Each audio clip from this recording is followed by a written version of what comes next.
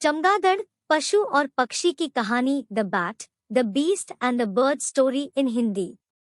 Friends, इस post में हम चमगादड़, पशु और पक्षी की कहानी the bat, the beast and the bird story in Hindi share कर रहे हैं। ये ईसप की एक प्रचलित दंत कथा है। जब पशुओं और पक्षियों में युद्ध छिड़ जाता है तो वे दोनों चमगादड़ को अपने दल में शामिल होने का प्रस्ताव देते हैं। चमगादड़ किसका प्रस्ताव स्वीकार करता है? करता भी है या नहीं? इसका परिणाम क्या होता है? यदि इस शिक्षाप्रद कहानी में बताया गया है। पढ़िए पूरी कहानी।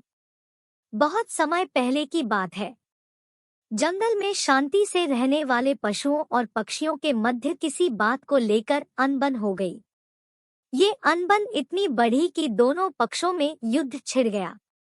पशुओं की लंबी चौड़ी सेना थी, जिसमें राजा शेर के अतिरिक्त लोमड़ी, भेड़िया, भालू, जिराफ, सियार, खरगोश जैसे कई छोटे बड़े जानवर सम्मिलित थे।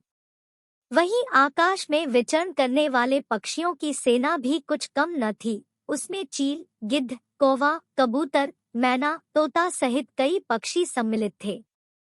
चमगादड़ बहुत परेशान था। उसे समझ नहीं आ रहा था कि किसकी सेना में सम्मिलित हो। उसे अकेला देख पक्षी उसके पास आए और उसे आमंत्रित करने लगे। चमगादड़ भाई, आओ हमारा साथ दो। मैं तुम्हारे साथ कैसे आ सकता हूँ? देखो, मुझे पंख हटा दिया जाए तो मैं तो हूबहू चूहे के समान दिखता हूँ। मैं तो पशु हूँ।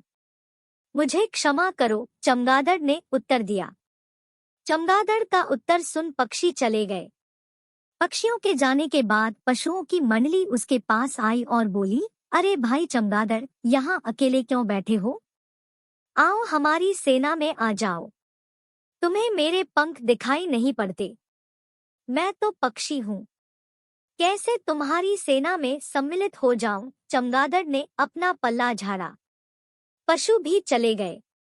कुछ दिनों बाद पशुओं और पक्षियों की अनबन समाप्त हो गई। दोनों पक्षों में मित्रता हो गई। जंगल में मंगल हो गया। सभी आनंद मनाने लगे। उन्हें आनंद मनाता देख चमगादड़ ने सोचा कि अब मुझे किसी एक दल में सम्मिलित हो जाना चाहिए। वह पक्षियों के दल के पास गया और उनसे निवेदन किया कि वे उसे अपन दल में ले ले। किंतु पक्षियों ने यह कहकर मना कर दिया, अरे तुम तो पशु हो, ऐसे में तुम हमारे दल में कैसे आ सकते हो? मुंह लटकाकर चमगादड़ पशुओं के पास पहुंचा और उनसे भी यही निवेदन किया। पशुओं ने भी उसे अपने दल में स्वीकार नहीं किया। वे बोले, क्या तुम भूल गए हो कि तुम्हारे पंख है और तुम एक पक्षी हो? चमगादड़ क्या करता?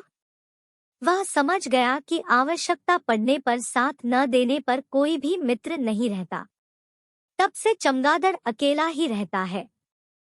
सीख: आवश्यकता पड़ने पर सदा दूसरों का साथ दें। मौका पर का कोई मित्र नहीं होता।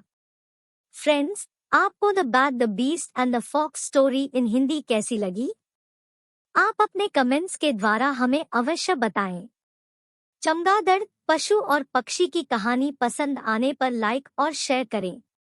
ऐसी ही और story for kids in Hindi पढ़ने के लिए हमें सब्सक्राइब कर लें।